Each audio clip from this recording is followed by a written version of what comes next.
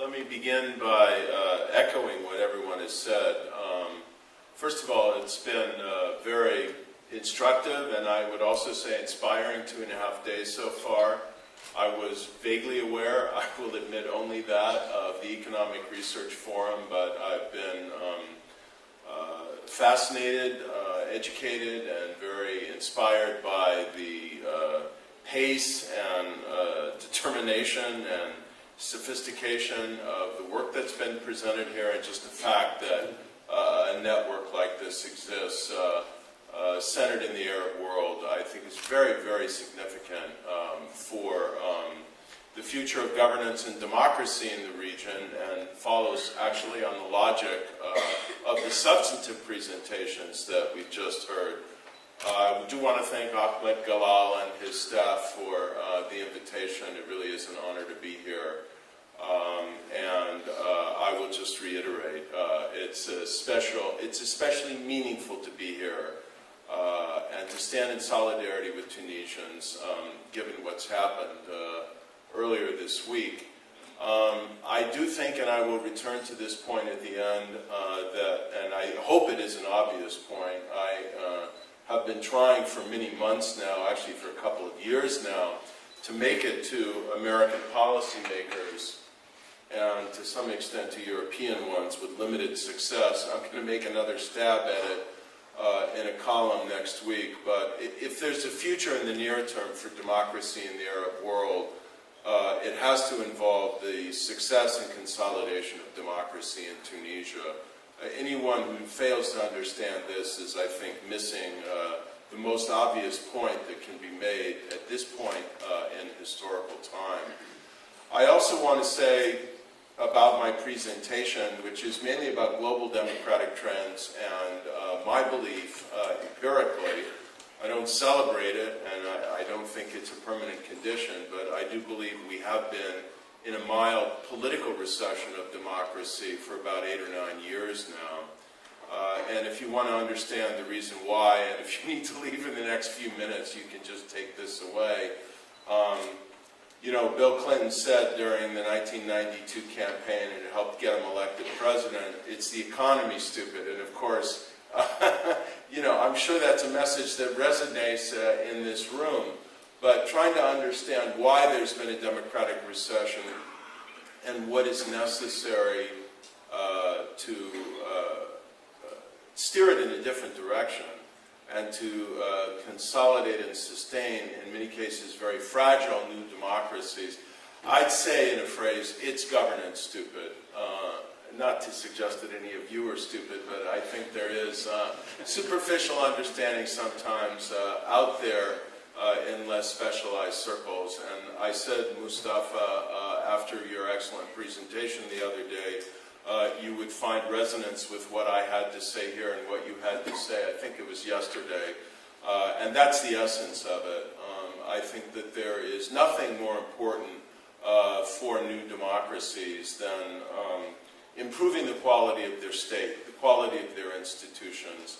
And more generally, there is an intimate and, I think, extremely durable relationship that strangely has not been, I think, adequately grasped in our political science circles between the quality of democracy, which I do think can be measured empirically, and which I do think includes, or at least I wish to include it, the quality of state institutions and the endurance or survivability of democracy. And of course, that's not unrelated, as we know, to level of economic development.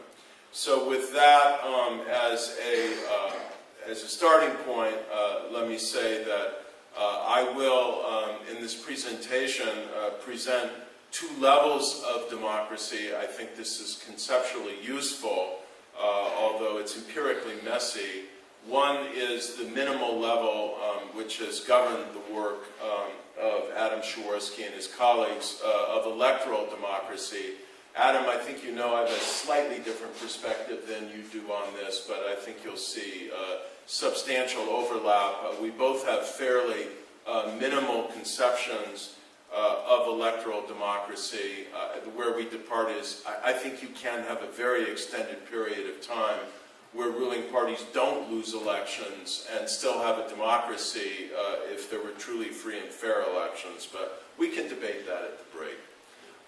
The point I want to make is that I think it is very useful, theoretically as well as conceptually, to distinguish a higher level of democracy, or to imagine democracy not only as a dichotomous variable, but as a continuous one, and to measure the quality of democracy along different dimensions. I wrote an essay with my colleague Leonardo Morlino that articulated about 9 different dimensions of democratic quality, and I think we can group them, I think so because the late Guillermo O'Donnell convinced me so, into these basic 3 elements. One, a set of features of democratic quality that have to do with popular sovereignty and majority rule. So this is obviously the extent of political participation, vertical accountability, the ability of people to replace their leaders in free and fair elections, and so on.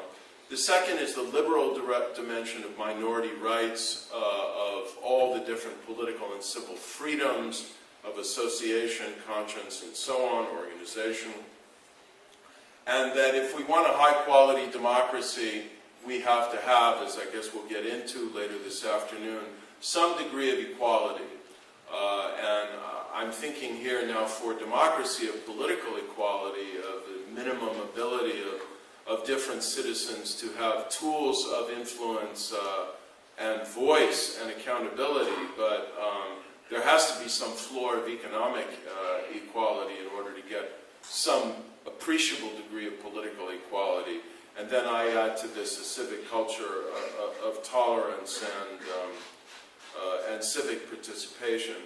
And then there's finally the element that was in some ways dearest to the heart of our late good friend and colleague Guillermo O'Donnell, what he called Republican government, but what could be simply understood as good governance, and that includes the rule of law, horizontal accountability. That is, Eva began talking about this toward the end of her talk, the way in which some institutions of the state, and not only the traditional other 2 branches of the legislature and the judiciary, but a whole architecture of institutions of accountability that didn't used to exist a century or 2 ago, certainly were not present at the American founding, but have come to constitute a 4th branch, in my opinion, a 4th branch of government.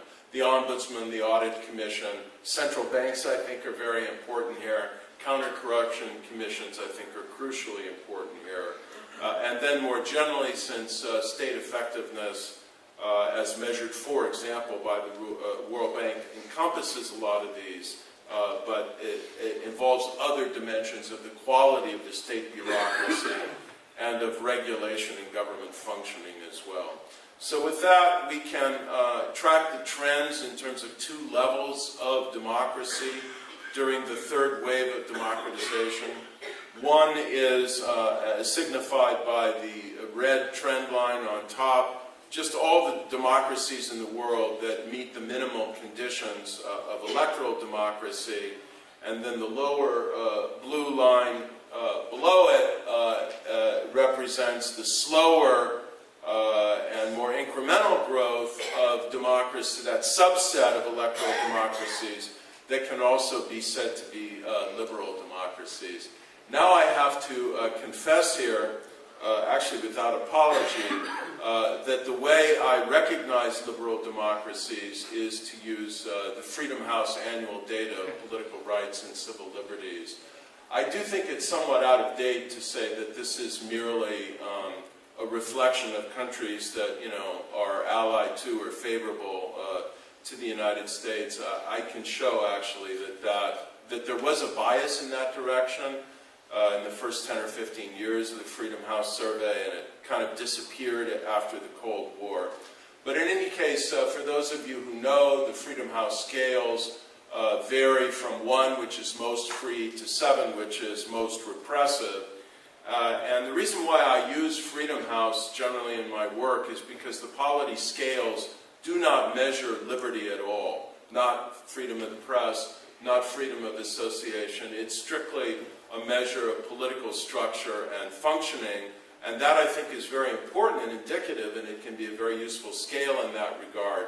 But it tells you nothing, really, about the extent of liberal democracy on these other dimensions, and also the rule of law, which Freedom House also measures. I will say parenthetically, but it won't be at all parenthetical in a few minutes, that a problem with the Freedom House survey, and it's not the only one, is that it's conceptually a bit cluttered and muddled. Because if you look conceptually at the structure of the political rights scale and conceptually at the structure of the civil liberties scale, each of these includes measures of something else. And I think we can fruitfully group the something else into a measure of transparency, rule of law, and control of corruption. And so that's what I will do later in this talk, and I think we get some traction in understanding basically the point I'm trying to make here, which democratic progress has leveled off and begun to decline in recent years, and we see as well that there's been no progress in the presence of liberal democracy in the world, and that basically all of this kind of peaked in 2005 and has declined or stagnated ever since. And you could ask 2005, but you're living here in a part of the world where I think you're better positioned to answer the question of what was going on in 2003, 4, and 5 that might have helped to generate the inflection point that we see here. I can come back to that. Let me say that the uptick in the last year that brings us up to 62% as a result of Freedom House classifying 5 new democracies at the end of last year. All 5 of them are very questionable, countries like the Maldives that I no longer wish to even include in the list. And this is another problem with this business that we're in. There are a lot of countries on the margins of electoral democracy and what my colleagues Steve Levitsky and Lucan Wei call competitive authoritarianism. And on those margins, it can be hard to classify regimes. Sorry for the way this comes out in the translation from one program to another. But this is the average level of, this is the percentage of states in the world that are democracies and liberal democracies if you're only looking at states above 1 million population. And the key point to be made here is that the numbers are lower because if you look at all the states in the world, all 193 of them or so, it includes about 40 countries that have populations lower than 1 million that are vastly disproportionately democracies and are twice as likely to be liberal democracies by my counting as countries over 1 million population. And so again, the red line is the trend for electoral democracy for countries over 1 million population. And it peaked at 57%, fell to about 53%, and is now about 55%. And then the trend line for liberal democracy, which is at about 34%ers, declined to 33%. I count as liberal democracies all the states in the world that get a 1 or a 2 on each of the 2 scales of political rights and civil liberties. These are the global trends in freedom, and again, if you go up toward 1, freedom is improving. And so you can see here that there's a slight decline in levels of freedom. And again, there's a kind of regular message here. There's an inflection point around 2005 and a slight decline. The red line is for the entire world, and the blue line below that is for the countries outside of the advanced industrial countries of Europe, North America, and so on. And it's been a mild recession of freedom and democracy. It's important to stress that. And that encompasses, over the last 8 or 9 years, some divergent trends. A lot of breakdowns of democracy, some new transitions to democracy, a number of deteriorations of freedom, and some improvements. These have been the regional trends in freedom between the beginning of the third wave of democratization in 1974 and the end of the calendar year 2013. And you'll just see the orange line at bottom is the line for the Middle East and North Africa. You know, you could spend a lot of time unpacking this. One point I would make here is that this region was not the region, needless to say, with the lowest levels of average freedom in the world in the 1970s and 80s, but the rest of the world has improved, at least incrementally, and the average levels of freedom in the Middle East and North Africa, again, have improved, but much more modestly, leaving this region the least free region of the world of any major collection of countries. If we look at democracy by region, we see that all of the countries of Western Europe and North America are, by the measures and standards I've articulated, both democracies and liberal democracies, although I must say, I think we have reason to question this now about Hungary, but that's a caveat. And then you can see the distribution, with the red bar being electoral democracy and the blue bar in each region being the subset of those democracies that are liberal democracies. And if we go by the data of Freedom House, at the end of last year, Tunisia for the first time qualified actually as a reasonably liberal democracy with that 2 and 2 score on the Freedom House scale. I will say that the region of the world that has seen the most erosion of democracy in the last decade has been sub-Saharan Africa, and that is because, and now this is straight out of Jaworski and his colleagues in their book, Democracy and Development, if you look at, in socioeconomic terms, where the greatest erosion of democracy has been, it's been exactly where you would have predicted, in the lowest income countries. That doesn't mean that democracy is impossible in low income countries. And it is still striking that 37% of the countries in sub-Saharan Africa, almost all of which are low or lower middle income countries, are still at least electoral democracies today. But there's a lot of vulnerability there. And the basic reason is not so much because they're poor per se, it's because they're badly governed. Okay, so let me drill down into several elements of the democratic transition now. Empirically, why do I say that for about the last 8 or 9 years the world has been in a mild recession of democracy? The first reason, as I said, is that democracy, the level of electoral democracy in the world and of liberal democracy peaked in about 2005, and it has slightly eroded since then, or at a minimum has stagnated. That democratic progress basically came to a halt in net terms in the world then. Secondly, for the last 9 consecutive years, the number of countries gaining in their level of freedom in any given year has been significantly outpaced by the number of countries that have declined in their level of political rights or civil liberties or both. And that's what this slide shows. So you can see from 1991, which is the beginning of the post-Cold War era, through 2005, in most of these years, there was a substantial advantage for countries that were gaining in their level of freedom. And this is a minority of all countries in the world. From one year to the next, the majority of countries don't change in their overall freedom score. They not only don't change on the 7-point scale, but they don't change on the more detailed scales, raw point scores that Freedom House has used to compute this judgment.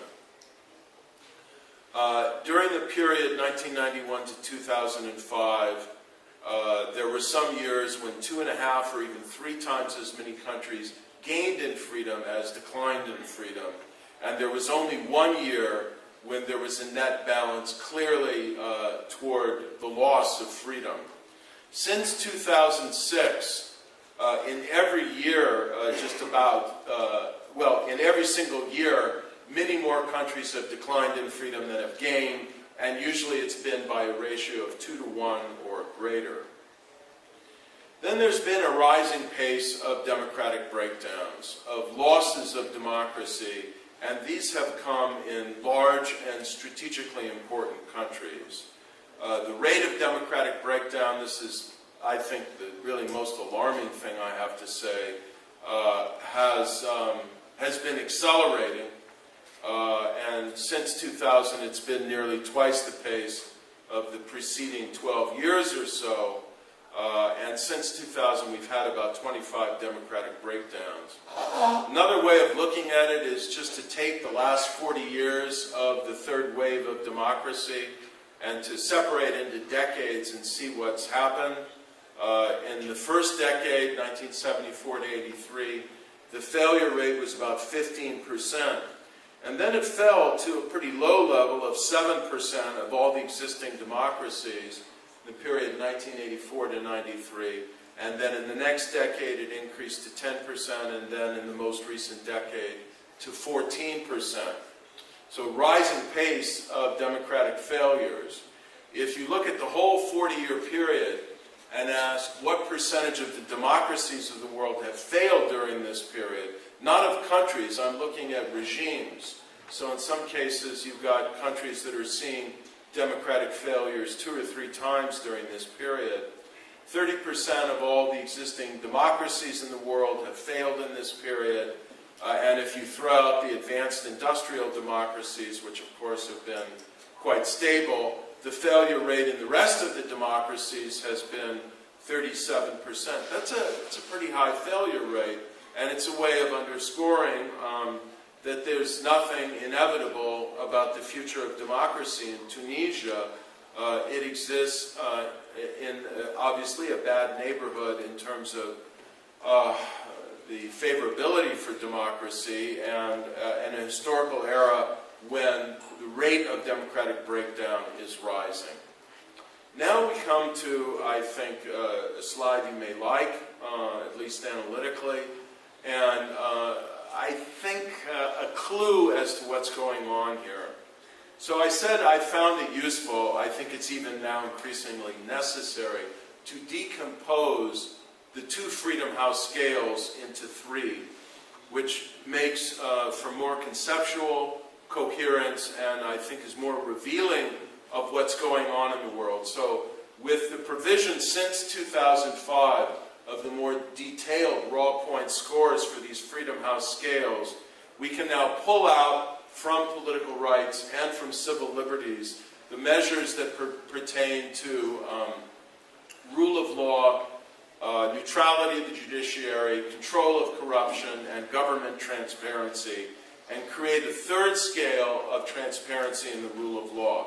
We can then take all 3 of these scales and standardize them from 0 to 1 and compare them with one another. And what we find when we do that in virtually every single region of the world is that the performance of states on the measure of transparency and the rule of law is significantly worse in most regions than the performance on political rights or civil liberties. And in sub-Saharan Africa, you can see that there's been a gradual decline in civil liberties, somewhat more oscillation, but over time a decline in political rights, and a slightly sharper and steadier decline in transparency and the rule of law. I think the lead indicator here of democratic deterioration is decline in the rule of law and increases or tenacity in the persistence of corruption, clientelism, and neo-patrimonial relations. And if we can figure out, and of course this is correlated with economic development, and I think this is a major reason, and actually, I don't know why this keeps disappearing here, a more important reason than than economic performance in, I think I just figured out why it keeps disappearing. A more important reason than economic performance in explaining the vulnerability and deterioration of democracy. That does not dismiss the importance of economic performance, and I'm not even sure how successfully we can disentangle them, because if we can't control better than has been done so far corruption and improve the quality of the state and of governance to at least decent levels, it's going to be difficult to get good, sustained economic performance in low-income and lower middle-income countries, and even more broadly. And I think, Eric, this is a message that's kind of either directly evident in, or in some of your slides implicit in, a lot of what you presented. These are the trends in the post-communist states over the last decade, and more or less the same story. Transparency and the rule of law ranks well below political rights and civil liberties, and again, it's deteriorated. Now, here are the trends for the Middle East and North Africa, where, again, the red line is transparency and the rule of law. So by now, in 2012 through 2014, it ranks the lowest of the three scales, but all three of these, in standardized terms, rank lower for the Arab world than for these other regions I've been showing you. And you can see it was second rather than third by default, because political rights were so low. As political rights, the blue line, have improved in the last 2 or 3 years, I think probably to some considerable extent, because of what's happened in Tunisia. Now transparency and the rule of law finishes last, and this is where I think the most attention is needed. I could speak to some other regional elements of democratic erosion or recession in recent years. We've had some failures in Latin America, and some growth of authoritarian populism that I haven't reclassified Bolivia and Ecuador into the non-democratic category, but I know some people who think we now should. And then, of course, I don't need to dwell here on the depressing state of the Arab Spring, which I think has turned largely into a freeze of political reform and change, with Tunisia now being the one bright spot. It was looking, a year or 2 years ago like Yemen might make it to some degree of viable political pluralism, but I'm afraid that country is just being swallowed in a lot of the same dynamics of sectarianism and large-scale violence that we've seen elsewhere.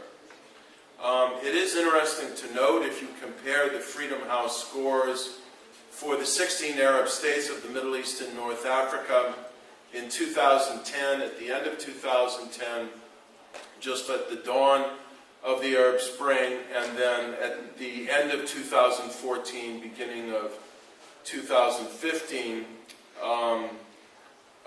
what you see here is that most countries that have changed in their freedom scores have declined. So you've got, and in one line here, you've got 2 countries, so you've got 4, 5, 6, 7, about 8 countries that have actually worse freedom scores now than they did, at the beginning of 2010. And obviously Tunisia's better, and, well, Freedom House judged at the end of last year that Libya was better, but how you can take solace in the state of disintegration of the state that has happened in Libya, I don't think anybody would. We do have a situation here now where it's not just that democracies have been receding, but that authoritarian regimes appear resurgent. This is the other element of the recession of democracy. Basically, authoritarian regimes, like democratic movements, have been learning and adapting actors.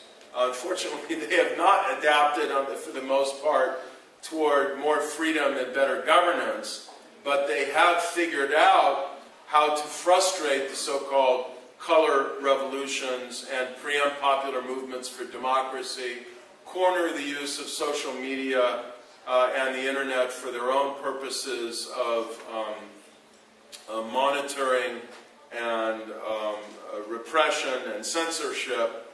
And the result has been more coordination among the major autocracies of the world, particularly in the Shanghai Cooperation Organization, increasing criminalization of international efforts at solidarity and support to assist civil society in many of these potentially transitional countries, power projection by Russia and China in some cases well beyond their borders, Venezuela and Iran to some extent as well.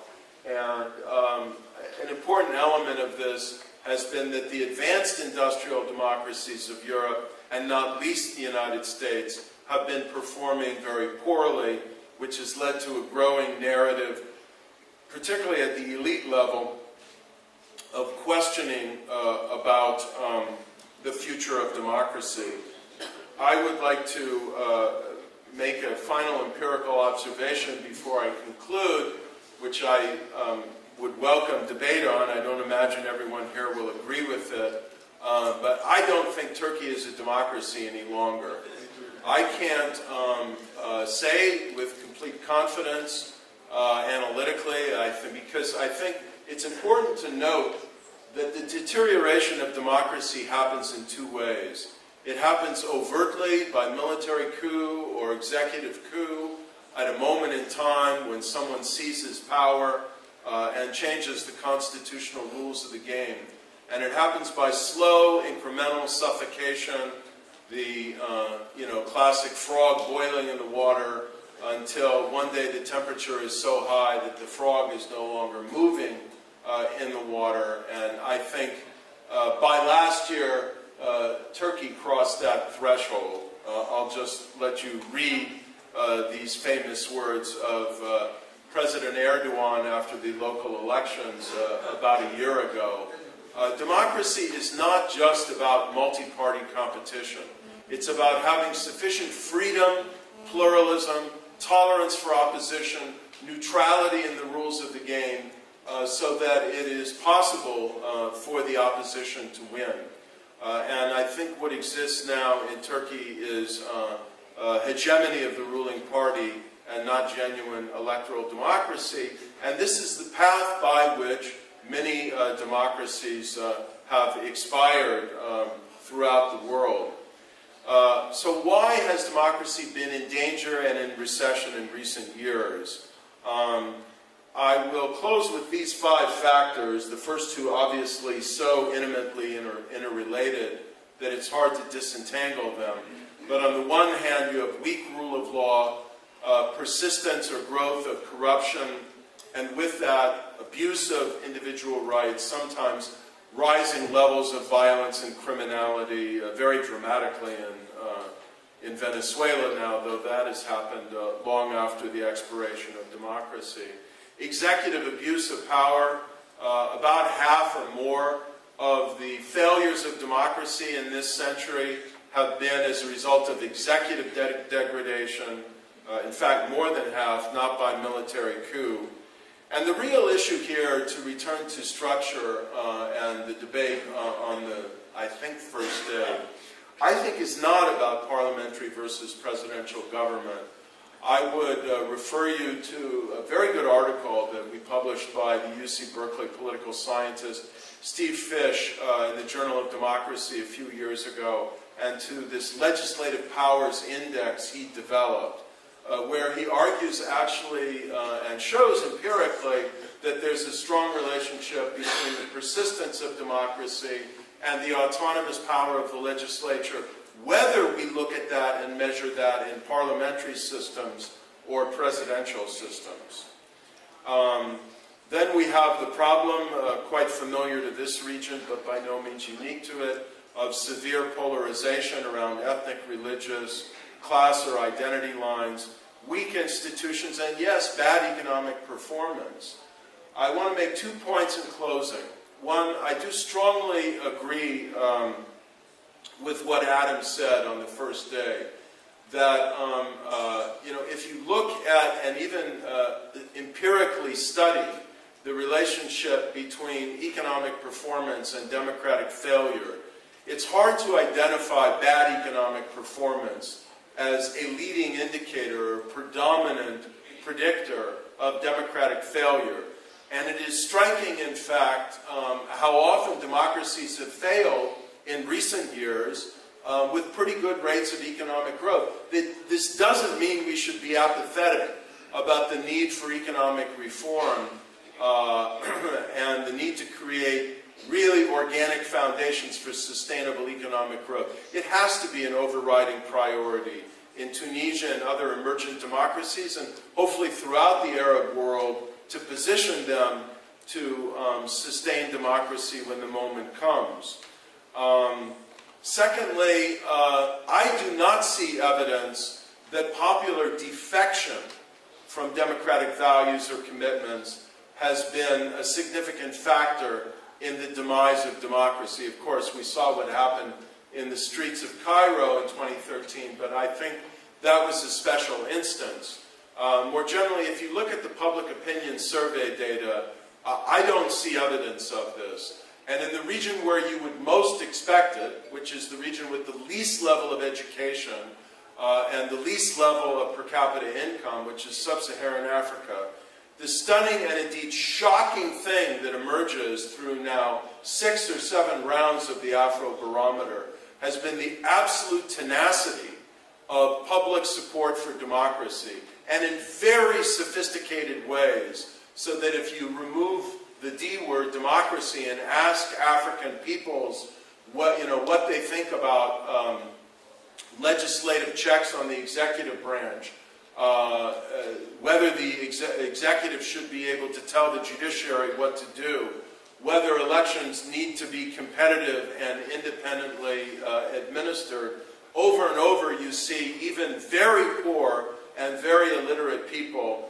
giving, frankly, more democratic answers than we would observe in some much more developed parts of the world. And I think education is important, but I think lived experience is important too. And this is a region that has seen the worst forms of governance of any part of the world, and that has come to appreciate in a visceral and maybe not very intellectual, but very distilled way, the importance of both democracy and the rule of law. Thank you.